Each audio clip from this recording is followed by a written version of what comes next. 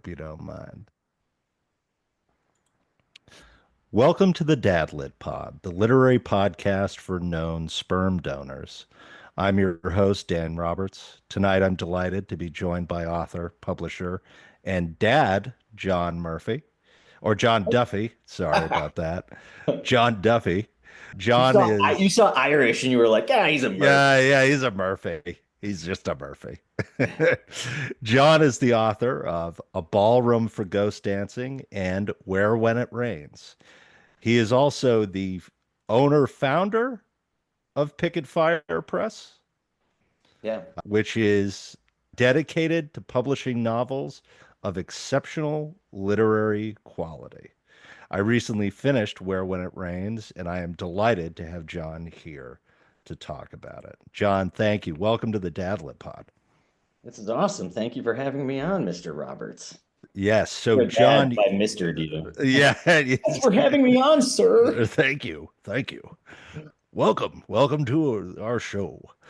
So you are what I call a dad lit, I think now quadruple threat. Oh, You're a dad lit reader, you're a dad lit writer, you're a dad, and you're a dad lit publisher. And technically the first one I've had on who actively publishes other people's works, which I'm very excited and I really appreciate you coming on and I hope you'll be willing to talk about that and talk I about can't that wait. process. Yeah, actually, a fun note. So the first person I'm publishing, who is not myself. My last book I put on my press. It seemed weird to start a press and then not put my own book on it. It would Yeah. felt like I didn't believe in myself. I'm telling other people to like trust me, but like, why don't you trust yourself? So anyway, moving past that, the next person whose book I'm publishing is a man named Richard Leese, and his book will be coming out October 14th. It's called Dry the Rain, and he's also a dad. So Really? We'll that have was to get him on random. the pod. Yeah, it was. Yeah, I'm sure he'd love to come on. And that was just random. I mean, because it was just open submission queue, and I read a lot of stuff from a lot of different people, and that of everything that came in, that was the one that I found to be the most interesting. So, Yeah, so this is Picket Fire Press. mhm. And how many did you get? How many submissions? Yeah. I don't know. I'd have to go back and count. I want to say it wasn't like an overwhelming amount. It was maybe 30 or something like that.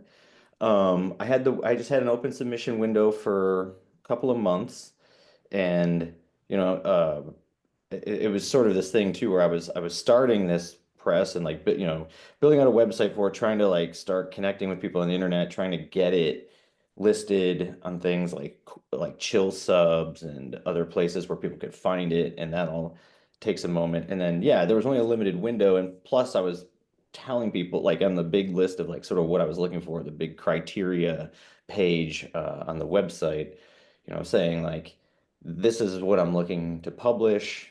So if you think you fall within that, by all means submit. If not, and then I would get some people questioning like, "Hey, would you do a fantasy book?" And then I'd have a conversation with them, sort of an email, and be like, "Maybe," like, but I'm not Mhm. looking for genre. What I'm looking for is I'm looking for a quality of craft and prose and things like that. And I'm like, now there are people who can sort of, dance over these fence lines and write something that might have fantasy elements, but is written in such a compelling and beautiful way that I'd be like, oh yeah, I would absolutely do that. So I was excited to see what people would turn in or submit, and I got a lot of really good stuff. I tried my best to give feedback to people, to write them just a handful of paragraphs in an email. Like if I was declining it, because I know it's a lot to put yourself out there and say like, "Hey, I wrote this, and I'm really hoping to publish it." And so I know there's a feeling of ugh, like when you get a rejection letter, and no one wants one that's like a really bland like form letter.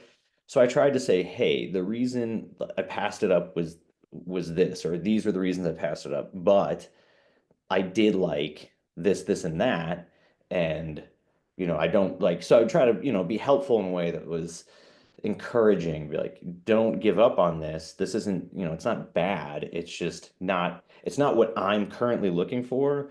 Or perhaps like there were even a few people I told like, if you would make certain re changes or revisions, I'd love to read it again. For instance, Hmm. there was a man who sent me a book that was like, I'm trying to remember how long it was. It was like 120,000 words. Yeah. It was very long. And it's not that it was bad. It's just I personally thought on reading it that it would be a way better book if it was 70 to 80,000 words. It's like Hmm. you're not bad at doing what you're doing. Like there's a lot of interesting stuff in here. There's a lot of really interesting ways that you've crafted your voice and your prose and the way you're doing some dialogue. And there's stuff I like, but it just felt almost like belabored, where I was like, Yeah. this would have punch and firepower if it was almost half the length. And so Yeah. I was, I would send stuff like that, and I was just like, hey, I could be wrong. I don't know everything. Like maybe this is absolutely perfect, and someone else is going to pick it up and run with it just as is. And so good luck and that. So I try to be really positive with people and make them feel good about having submitted and to at least know that yes, I read this and it wasn't ignored because I know a lot of times you can submit to places and then just never hear again and you're like kind of waiting and then it just feels bad to be ghosted in that way. Yeah. I think as a person who's been rejected a fair amount, the rejection has never really bothered me. It's always the time. Like it's always a lot of time. You and I were discussing before the show, publishing is a slow business. So you got 30 or so submissions during your open period. What did a submission look like? Like process wise, Yeah. I Yeah. try to make Well, when someone sends it to you, do they send a proposal? Is it about themselves, or some did they people just send you the manuscript? I asked only for the manuscript because I want to read them as blind as possible. I don't want to be Got influenced it. by, I don't want to be influenced by your last name. I don't want to be Yes. influenced by anything about, I want to be the exact opposite of everyone out there who's saying like, we're looking for works by, particularly marginalized writer, whatever. I'm not boilerplating shit. If you sent me something good, I'm going to know it just because I'm going to read it. And so Yeah. I only requested your manuscript. Now, some people automatically, they're so used to sending other stuff they do. And also I just want to be surprised by it. Like I don't want there to be Yeah. 3 or 4 paragraphs telling me what I'm going to find in there. I'd rather just find it. And Hmm. so I did charge a $10 submission fee, and that was just because I don't want an inbox full of a ton of unserious, half-finished stuff. I want people submitting when they feel this is ready. And that, and then, I'm also going to read your novel, which just takes time, to Yes. read someone's sending you 70, 80, 90, 120,000 words. I'm going to be dedicating Hmm. a lot of hours to reading through your work, taking little notes on it, and I don't think it's unfair to just be like, give me $10. And all that $10 is going to go to is like keeping the website up or, publishing the books that I publish. And so Yeah. it's not like some insane amount of money comes in or anything. Um, but process wise, that's all I want is just your manuscript. And later, I might then read it and then ask the person some questions. I might be like, hey, Hmm. there were times when I might do that, but mostly, no, I just wanted to be as surprised as I can be when I get into it and just I don't want to know if you have an MFA. I don't want to know if you went to college at all. Like I don't want to know anything about you until later, until like until we're gonna possibly have a working relationship. Then let's get to know each other. Interesting. How long does it take? Let's use this most recent book that you're putting out in October. What's your timeline? What goes into the process of putting a book together from the time it enters your inbox to the time where you're looking at having it, I guess, on the shelves? I think you sell from your website, I imagine, Yeah, also from Amazon. We can everywhere. get into. Yeah, that other part. But tell me about that process. What's the length of that It's process, and let's where do you have say to go? I'm gonna fire from the hip here and say it's probably like a 6 to 9 month process depending. So and that's also going to depend on the amount of time the writer has available too. Yeah. So for Richard's book, I can't remember exactly when he submitted it, but I read it. I put it in it was like in the top rankings of the things I'd read, but I didn't want to commit to it until I had read everything in my queue. And then I sent him an email saying like, hey, I really like this. I'm highly considering it. And he was telling me like, well, what he was asking me when I would know for sure because he'd had it out with other people.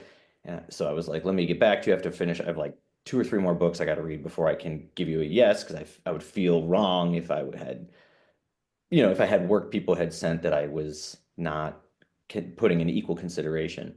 Yeah. So then from there, once I had read through everything, and I was like, yeah, his is the one that I find that I want to put out that I think is good for what I'm trying to do.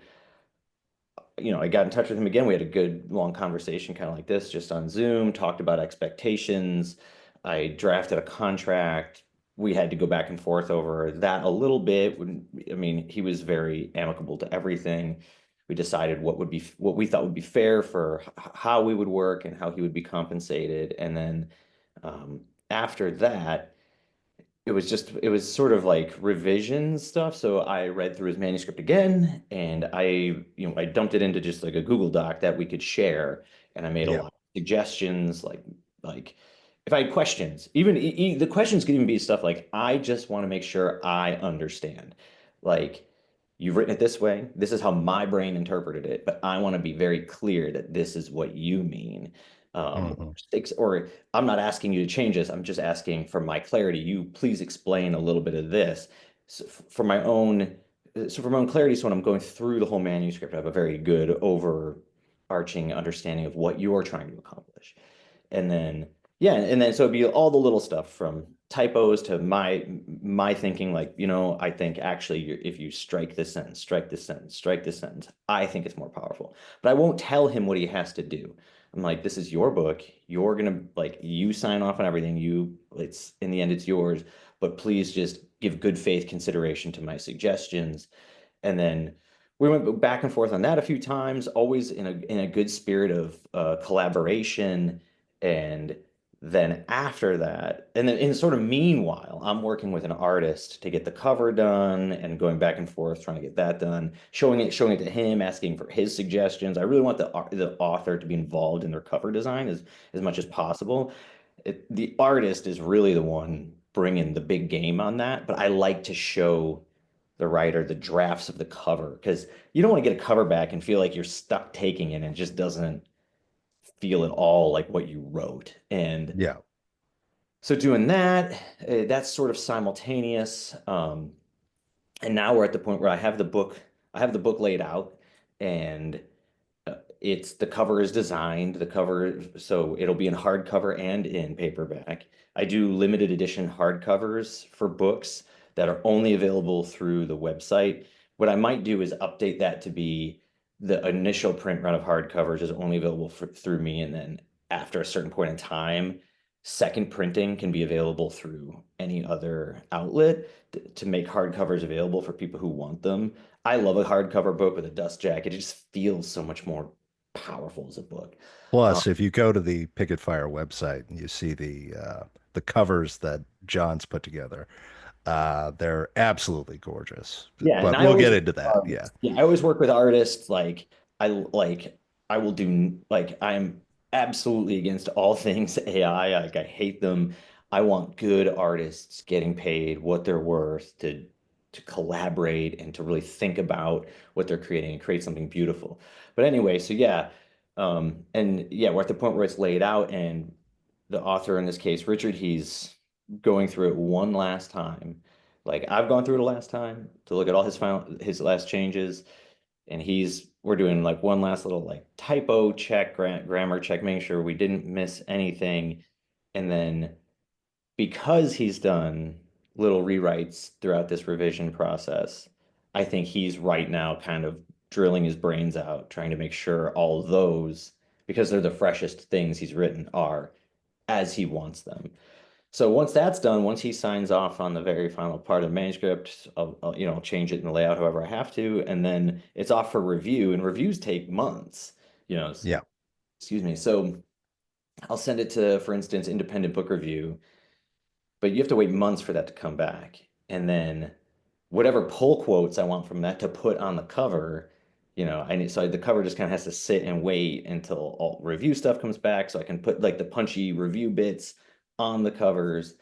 And at that point, it's time to just do test prints, bring those in, start taking pre-orders at that point. I'll get the test prints, make sure there's no major screw ups. And then it's basically for sale. So it's going on sale again October 14th. So that's like the 10th month of the year. And think we've been, I think I signed the contract with him maybe in January, if I Oh, wow. recall You're correctly. just you're churning right along. Well, yeah, I'm trying. I'm trying to make it happen as quickly as possible within reason to make sure that everything's done properly and that it comes Yeah. out looking beautiful, being, is exactly what he wants it to be, and also being error free so that readers are never taken out of the reading by finding a bad piece of punctuation. Yeah. So what would you say is your upfront investment on a per book if you're okay or comfortable saying that? I don't even know. I don't want my wife to hear. Um, it depends on the artist, because different artists charge more. It depends who I pick. But on art, I'm spending on the cover art alone, I'm spending anywhere, depending on the book, depending on the artist, anywhere from 500 to $1,000. Yeah. Because I want it to just look great. Um, I don't know. It's tough because I pay for a certain amount of reviews in different places, and each of those are always like, if you want like independent third party reviews, you're spending at least like 100, $150 per review. I don't even know. I mean, ignoring I mean, there's obviously print costs for every single one, and I will print a certain amount of editions. I give the writer a certain amount of copies of both hard and paperback copies that they can sell themselves in their community to their families and friends as autographed author copies. That way, and then Mhm. they can just keep all the money they make off that. I don't know. I think I try to target set at around baseline just to get the book out in the world before anything else. I try not to go over $1,500. Um, but it just depends. And if something's doing really well, like if something's moving, but it feels like a little more investment in any sort of like ads or things like that would keep helping push it further and further, I would do that. So, I'm not sure if I want to go with Kierkegaard's reviews again in the future. I don't know. They're tough. I don't know if you've ever had anything reviewed by Kierkegaard, but it's like $450, and Yeah. they give you three paragraphs basically, two of which are almost all pulled directly from your book. Just like your own synopsis of the book, sort of reworded with a handful of pull quote, of your own quotes from the book put in there. And then they generate like three original sentences about your book. Yeah. And it's tough because you want to do it because they're the big name in the game. But at the same time, it just feels at this point like you're not really getting much for what you pay for. Yeah. Is there value to establishing a network of other authors that you've worked with or that have done your books so that you can eventually get to the point where you're able to get blurbs or get reviews Yeah. without going It's to interesting that because extent? I feel like there's like a blurb industrial complex going on Oh between yeah, yeah. No, writers, that's what I'm saying. Yeah. and I kind of feel like I don't like that either. because that just feels like horse trading or in this weird way where I'm like, oh, I'll write something about your book, you write and I Yeah. don't know if you can ever actually trust them. And then also half the time you turn a book over and it's like whoa, it's like this rave, right? And you're like, I don't even know who the fuck you are, you know. It's one thing when it's like, oh, LA Times book reviewer or something like that. I'm like, Yeah. okay. Like if it's Jim P. Thorpe, who, wrote some novel I've never heard of. I'm like, what? Sure, like they may have come up with a great quote about this book, but I don't. Does Yeah. I might as don't know well who ask the you guy are. on the Thanks, street. Chip. Might as well ask the guy's brother. So I don't know, and I feel like the whole reason to start this publishing company was Yeah, to let's get uh, into that. Yes. was to change in whatever small way I can, was to change the operating model of the publishing industry, at least insofar as um, contemporary literary works go. And Hmm. before we'd hopped on this, hit the record on this podcast, we were kind of talking about the pluses and minuses of having an agent. And you heard me not being super happy about agents and how agents work. And I'm not, so things like the blurbing and agent, like, I just feel like there's so much stuff that isn't serving readers or writers. And Impediments. Impediments. they're impediments, they're in the way, and I want to here's the straight dope on it. I grew up a skateboard kid who like independent like punk music and rock music, like indie rock music, right? I was all about learning about my bands by going to shows and going to the record store and like putting on headphones and like this is all like in the early internet era. I would go in like an AOL chat room to talk about bands and people would be like, oh, have you heard this? And then I would go to the record store and I'd be like, hey, you got a copy of this? And I'd put the headphones on, I'd listen and I'd go, oh man, this is amazing. I love it. And I'd buy it. Or I'd be like, oh, I don't like this at all. And I wouldn't buy it. And there was this whole underground scene for music that was all about the in-person experience of getting to know those musicians by seeing them live and then getting to know the musicians they had chosen to open for them, and that would expand your understanding of what was happening in music. And you'd read stapled together zines, and it felt so much more like a community you were a part of, and it made the music so much more special. And conversely, these musicians who were creating these albums, this is all like mid 90s, late 90s, but probably going into the early 2000s, a lot of them started their own record labels. They were like, oh, we can't get on Sony, we can't get on Yeah. RCA, but what we can do is we can pool our money, we can go to a local recording studio. We can pay for studio time and engineer time. We can press a bunch of records or CDs or whatever they were making. And then we'll get in a van and we'll book shows and we will tour and we will sleep on floors and we will meet these teenagers and young 20 somethings, and we'll distribute our music in person and we will build a following that way. And a lot of them built great careers, built great labels. They were able to then bring other small, lesser known musicians onto their labels and build a whole scene. And of course, technology in a lot of ways started changing this. But I feel like writing and publishing could use something like that, something that's just, okay, hey, we don't need a bunch of people who make way more money than us, who sit in offices in New York, deciding whether or not we're going to get to do the thing we're passionate about.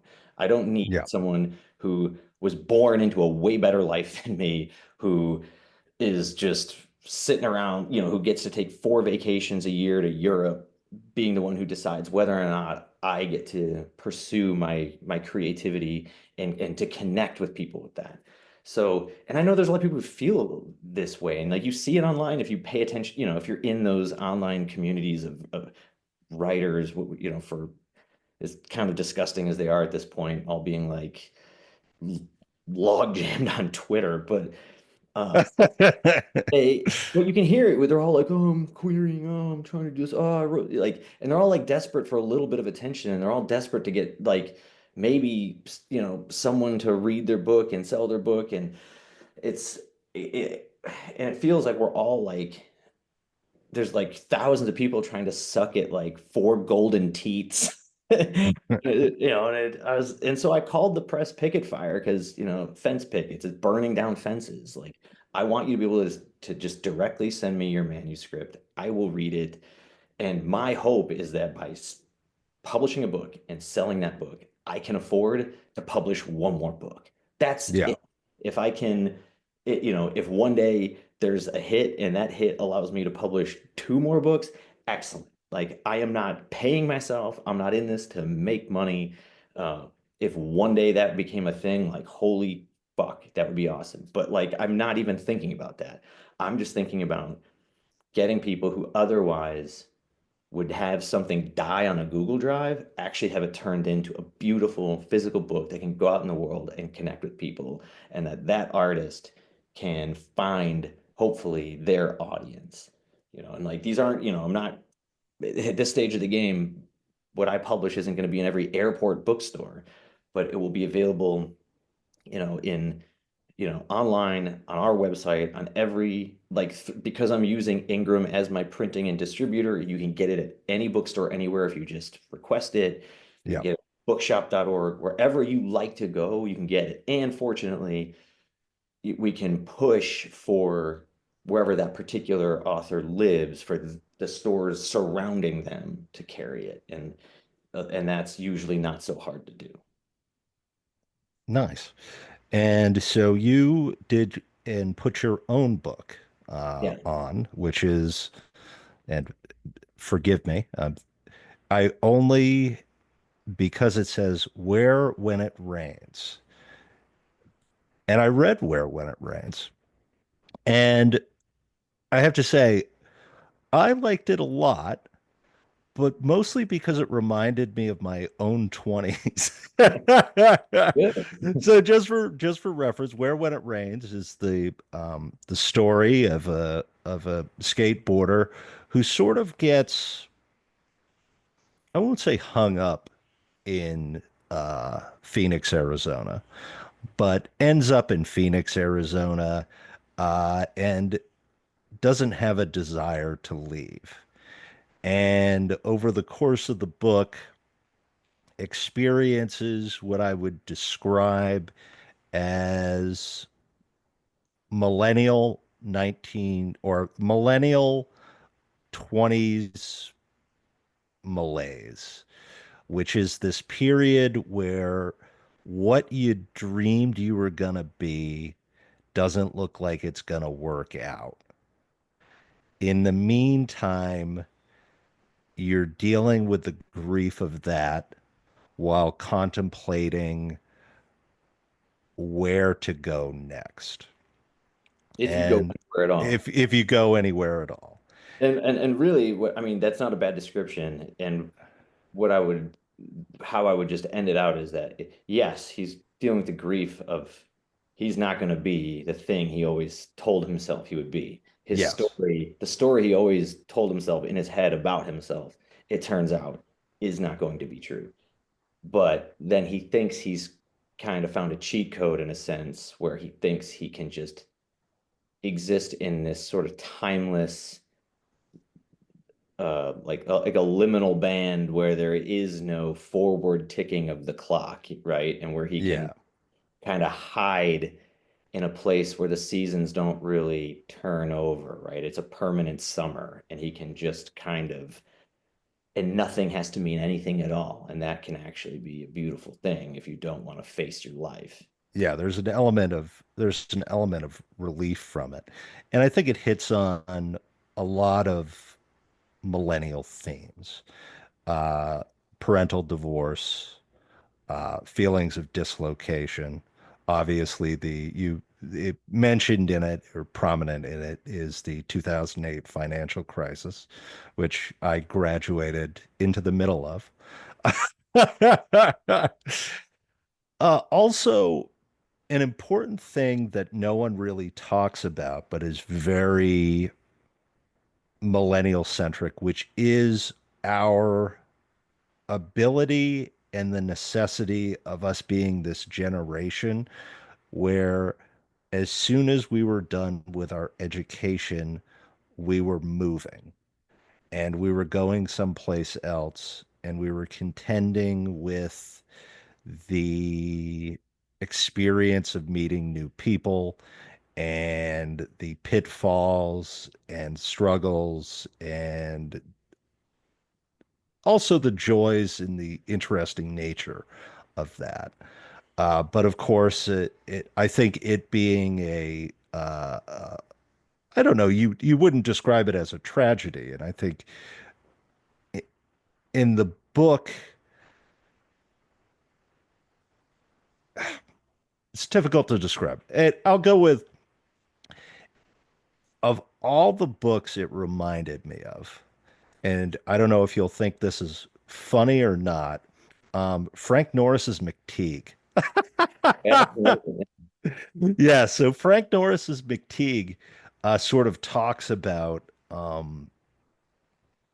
people kind of going through um, downfall Mhm. and a downfall that is both within their control and outside of their control. And it ends up in the desert, initially set in San Francisco, and ends up in the desert. And to that extent, it's a very interesting book. Obviously, it's beautifully written. It has gorgeous prose and it just reads so well and has a very vibrant sense of place. I feel like I'm getting drunk in Arizona when I'm reading it, and a lot of good imagery.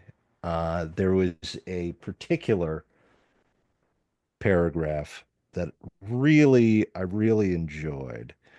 And one second, I am going to pull it up.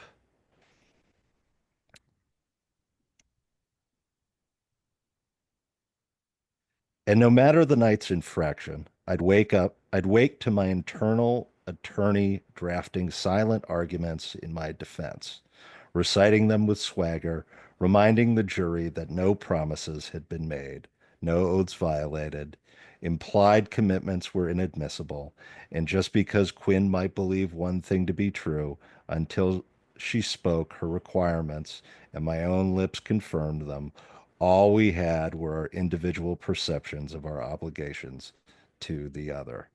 That was no contract. I wasn't lying. And I really like that. I like that a lot. It stuck out to me, mostly because my father is a lawyer, and so, but also because it sort of encapsulates errors of youth and Mhm. errors of youthful thinking, and I think a lot of that is what the book was about. I really enjoyed it. I want to commend you on it.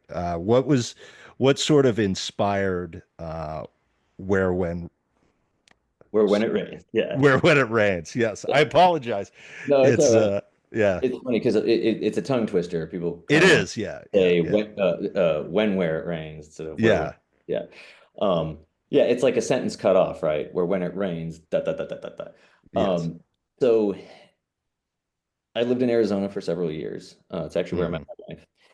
And I wanted to write something that was kind of a new The Sun Also Rises, Great Gatsby-ish, Yeah, yeah. um, but also Big Gatsby vibes as well. yeah, Yeah. but was also with a with a flair of the West.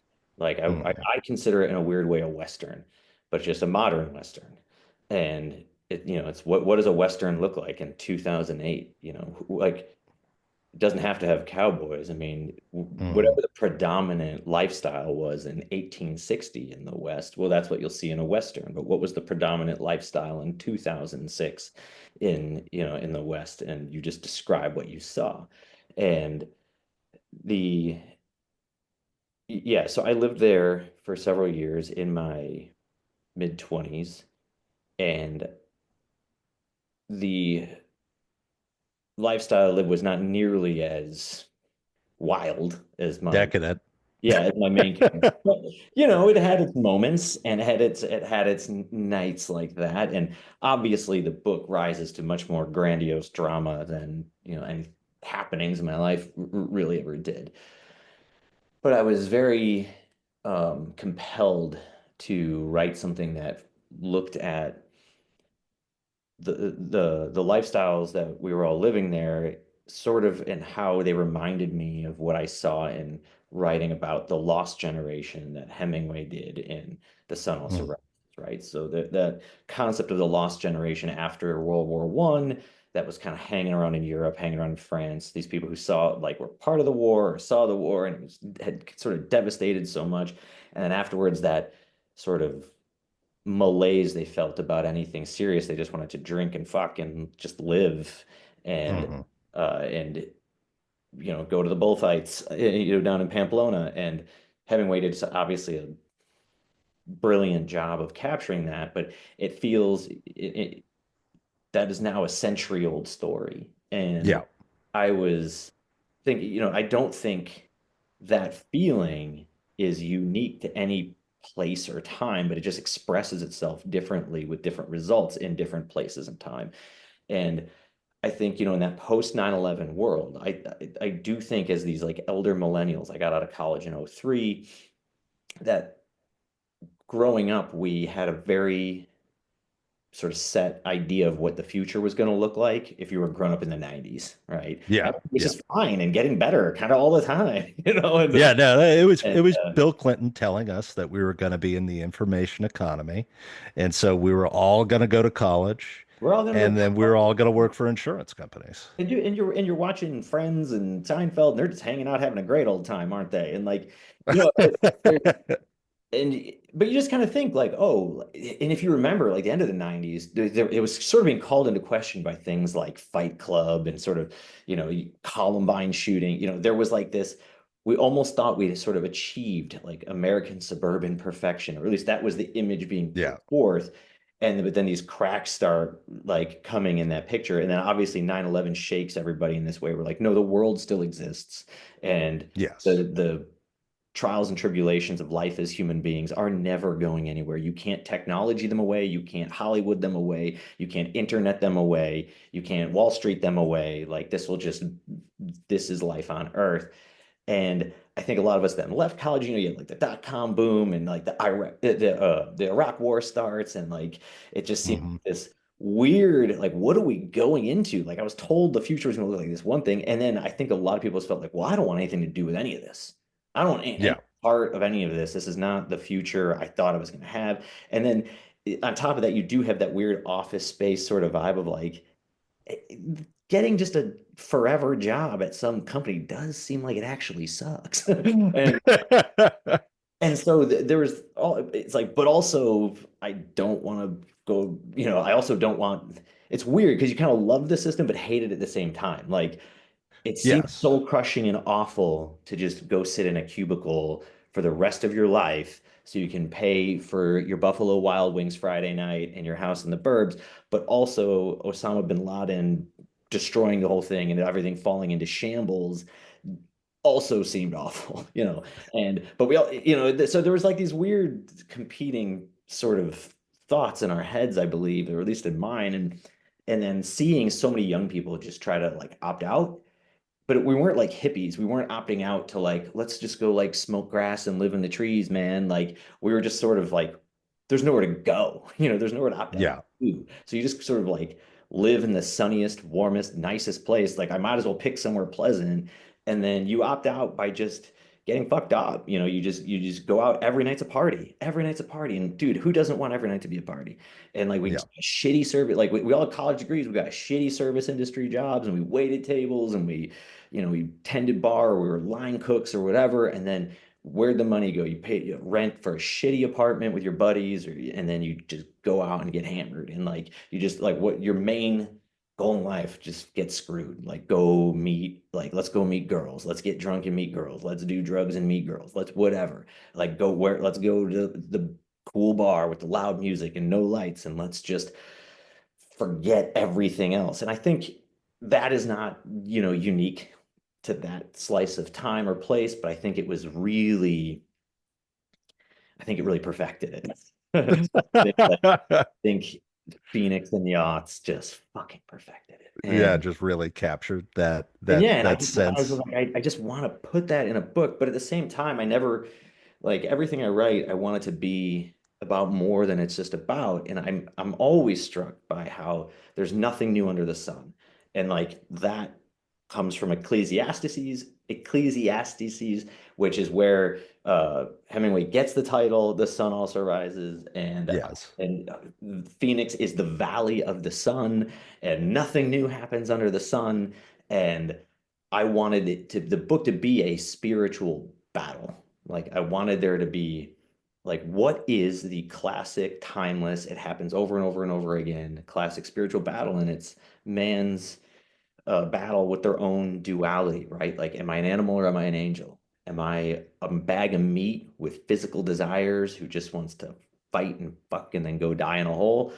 Or am I something higher? Am I something divine? Do I have like, does my conscience and my consciousness make me more than that? And like, just this dance we do between our animal selves and our higher selves. And so I wanted a character who was just dealing with that.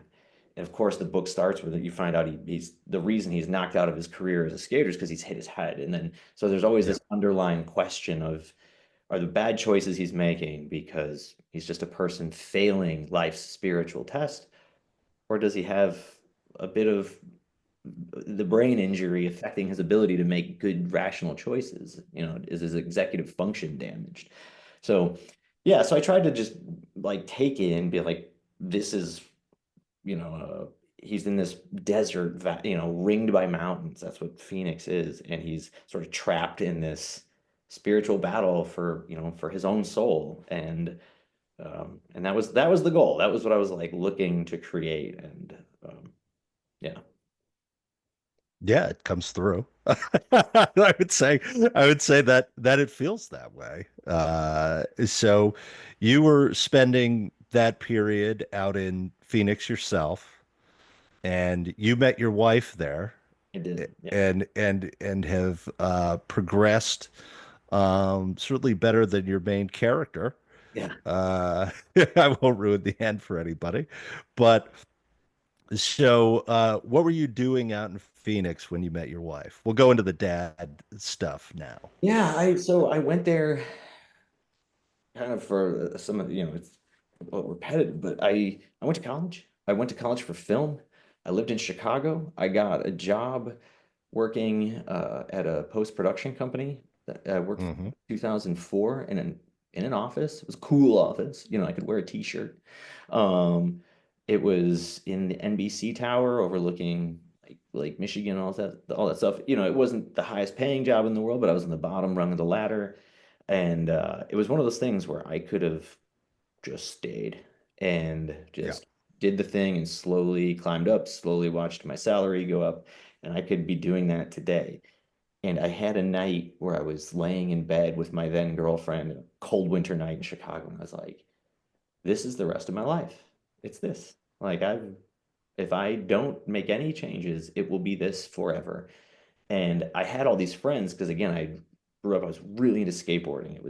It was my outlet. And I had all these friends who just would leave in the winter. They'd go to Los Angeles and Arizona and they would just drive out and they would film, get like a ton of footage of themselves skateboarding, and they would just party, whatever. And they would make all these cool videos and then they would upload them to the internet. And like at the time, there was MySpace, but also just like really bootleg websites with just like, Quick their time MPEGs or videos. QuickTimes, whatever. And I would be at that office and they'd have me after hours, they'd be like, oh, we gotta stay late tonight. We're working on a good bug spray commercial or something. And I'd go to a back computer when I had like some downtime, something's rendering, whatever, and I'd pull up those videos and I'd watch them. I'm like, man, they're fucking living. Here I am sucking the corporate dick. So if you have to blurt that, you can. Sorry. But and I just knew I was like, I have to do something. And so fast forward a bunch, I got with some of my homies who were planning to go to Arizona the upcoming winter. Um, and I just got in a car one day and drove away. And I had nothing but I had my skateboard, I had my laptop, I had a sleeping bag, and I had like 600 bucks. And we went and we got a shitbox apartment. I slept on the floor in the living room, and I went and got a job waiting tables at a Ruby Tuesday in Tempe, and and it just started from there. And I had the best goddamn time, and it's the best decision I ever made in my entire life. And I ended up getting a job at a different bar up in Scottsdale that's more that the bar in the book that the character works at is sort of based on. But I just ended up, what was so great was there were so many people there who had escaped from somewhere else. There were all these young people from around the country, and all these friends I made, they'd be from like New Jersey or New York or South Carolina or Michigan. They were all from somewhere else, and they were all just trying to get the hell away. They were running from something back home, and even maybe that something was terrible, or maybe that something wasn't even that terrible, like me, where it was like, no, I'm running from like an entirely predictable future. And and we just kind of came together and created a weird support network of all these sort of like lost and broken misfits who like didn't really have anyone else to lean on but each other. And like we weren't the best at being supportive at times. We'd be like, what you need is to get more fucked up. But um, but in all of that, I met a young woman who through a coworker and started hanging out with her and started dating her. And she was a student at the University of Michigan. She's from Phoenix. And she was home for a summer and I met her. And then we started dating and we kept dating while she went back to school in Michigan. I kept living my life in Arizona. And then she and I would live together over the summers and we kept a long distance relationship. And then eventually she graduated and we moved to Texas together at that time. But that's how I met my wife, and we've been together ever since. And that was we started dating, I think in 2006, and we were together 11 years, owned property, had a 3-year-old daughter, and finally in 2017 we got married, and we're still married and doing this interview out of her office. Oh, so she's working from home. Yeah, she's in digital marketing. She can work from Oh, great. Yeah. Uh, and so now you have a 3-year-old daughter. No, no, she was 3 when we got married. Oh, oh, My daughter's now 11. She was born in 2014. in Tejas. No, she was born in Indiana. We live in Indiana now. We moved. Oh, Sorry, okay. I told that in a confusing way. We moved right after my wife's graduation to Texas, lived there for a while, and then moved to Indiana. Because I had this wild hair idea about building a cabin in the woods and living there, and so we I did that mean, a little bit. I had this like whole like off-grid period, my off-grid phase, and but yeah, we live in Bloomington, Indiana now, um, and yeah, our daughter's 11, and I homeschool her, and she does a million things. She's a violinist and a ballerina, and she's a very good little jujitsu competitor. So I'm very proud of her. oh, so you're homeschooling. Yeah, So what does that look like? I started doing that. Like it was just when we found out we were gonna have a kid, it was gnarly because we lived in a trailer in the woods at the time that had no power or water hookup. And I had like I'd cleared a spot of land where I was gonna start building this cool, groovy cabin. And then it turned, and here's the thing. You live in a trailer in the woods with your girl. Pregnancy is bound to happen. And so yeah, and we decided like if we're gonna go through this, be parents, which we'd never planned on doing, that we wanted to be like the best parents. We had to go all in 100%. Like we weren't gonna do this half-assed. And I always felt like if I had a kid, I'd probably want to homeschool them just to because I'm a egotistical asshole who thinks he can do a better job than public school. But also part of it is I just want to be around my kid. Like there's Yes. there's probably there's flaws, I'm sure, in all of my thinking. Um, I want to protect her from some of the dangers of going to public school.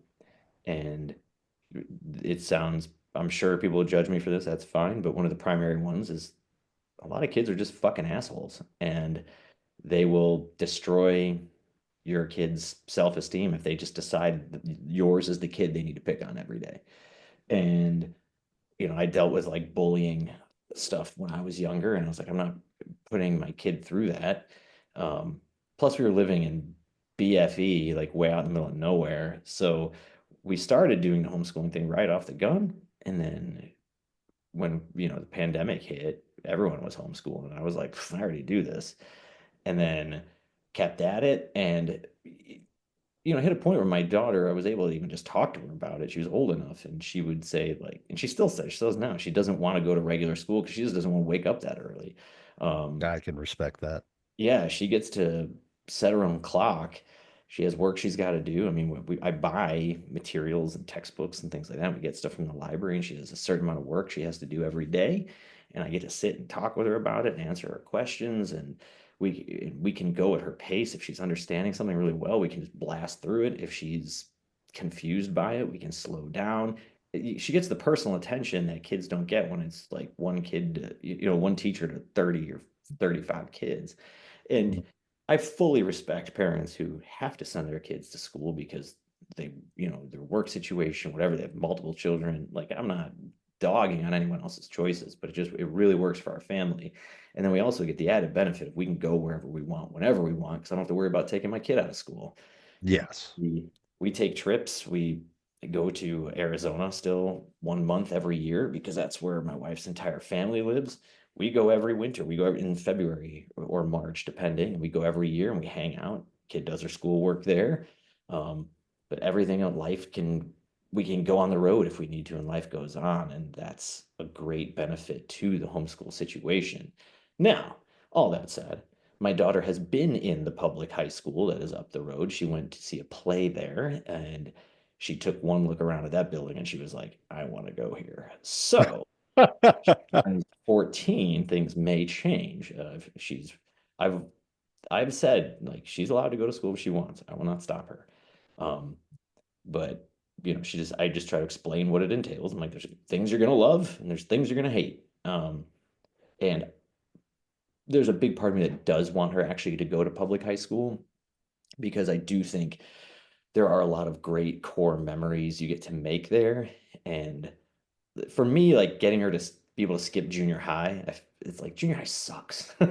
And that's when kids are in their weirdest, meanest, most awful sort of early puberty phases. And they don't really know themselves. And so they're a little more antagonistic to other kids to make themselves feel better. But like I feel like high school, you're a little more, you find your crew, you find your group, you find your like where you fit in, and you're able to kind of ignore everything else if you have to. So if she wants to try that, she's more than welcome. My goal was always to just have her graduate high school by the time she was 16, because if you just plow through the material, you can do that. And I was like, listen, you can have an associate's degree by the time you're 18. We can fast track this whole school. But we'll see if she's like, no, I want to go to football games and the prom and whatever, then that'll be that. We'll do that. So here's an interesting question because, of course, you seem to be in favor of non-traditional educational Yeah. options. You went to a four-year school, Mhm. uh, pursued it to a career that you don't necessarily do today. Uh, on reflection, would you do it again? 100%. Um, so oddly, I do produce podcasts and edit them. Oh, Uh, okay. so I do like when I get a contract, I'm not like working for someone else. I have a company I've set up with a friend of mine, and like if we have a contract we can get, then I get a job and I make money. And it's cool because I can do it again from home. I can be right there with my daughter. Um, so I do have a handful of things I dip my fingers in to do that do stem back to that education. But let's say I didn't, I would still do it again. I was fortunate enough to live in an era before college had gone totally off Oh, the yeah. wall with Cuckoo cost. bananas. Yeah, it was getting expensive, and I went to Columbia College in Chicago, which is a private art and media school. Yep.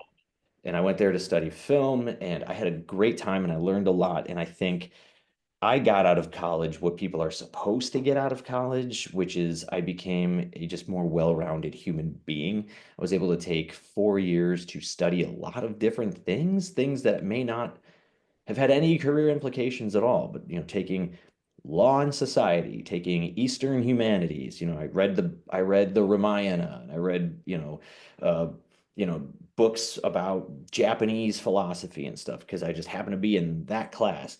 I took history of the American city, just random things I had to do to fulfill requirements for to graduate. And I was able to just expand my mind and take a little time to learn how to be an adult in the world, learn how to live on my own, learn how to just take care of all my daily needs. I had a job.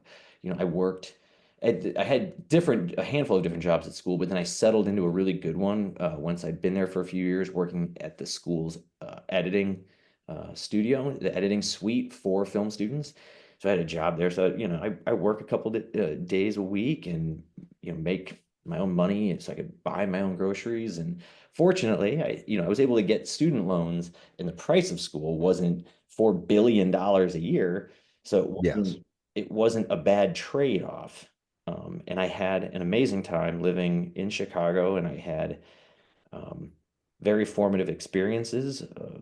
It's it was awesome because I wasn't off in some rural campus somewhere like that's just a college town, like Urbana-Champaign in Illinois, where U of I is. A lot of my friends went there, and it's cornfield, cornfield, cornfield, campus town, cornfield, cornfield, and you're Yeah. sort of a college life bubble. I was dead in the South Loop of Chicago, so I was going all over that city, and you're seeing actual daily life, and that was just so incredible for a young person that I would 100% do it again.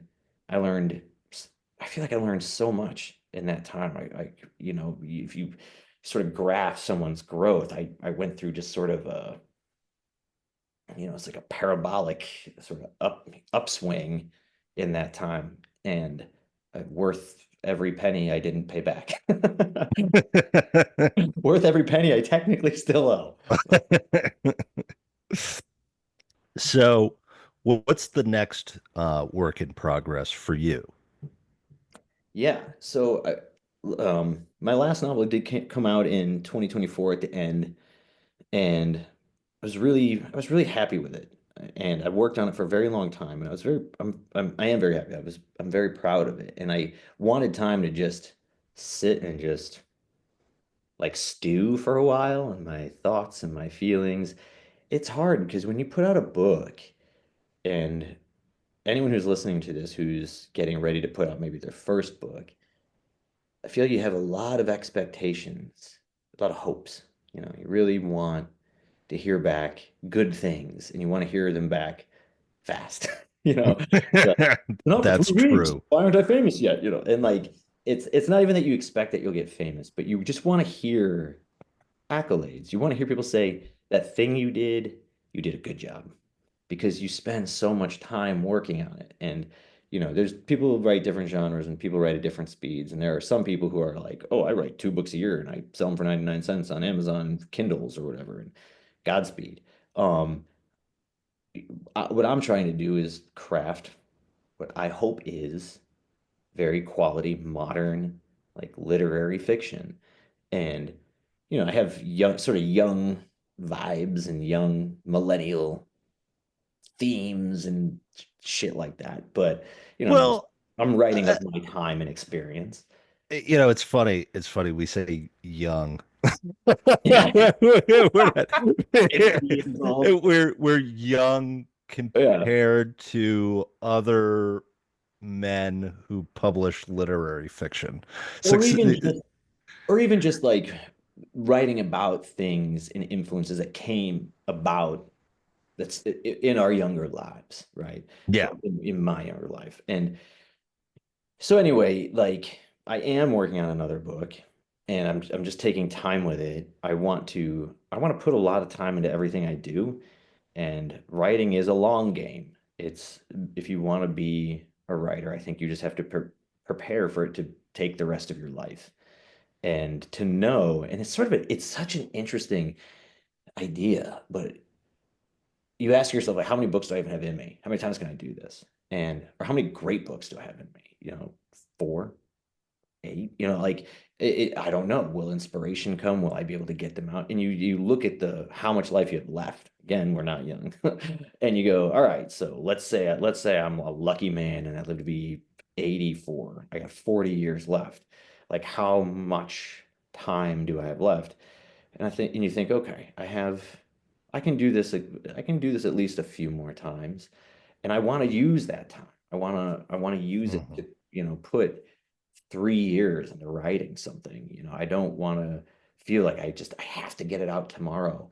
And yeah, writing is slow and long. Like the whole thing, from not just writing the book, from getting it out and hearing back about it and having it actually reach people.